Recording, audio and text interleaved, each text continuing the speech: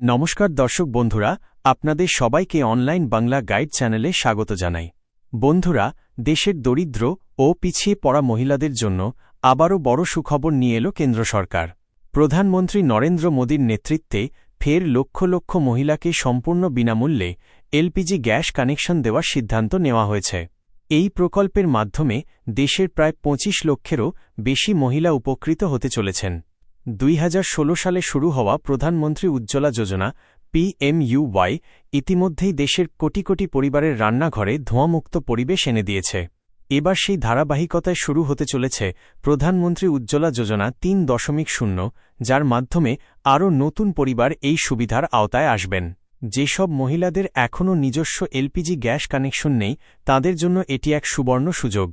আজকের এই প্রতিবেদনে আমরা উজ্জ্বলা যোজনা ৩.০ সম্পর্কিত যোগ্যতা, আবেদন পদ্ধতি, প্রয়োজনীয় নথিপত্র এবং গুরুত্বপূর্ণ তথ্য বিস্তারিতভাবে আলোচনা করব।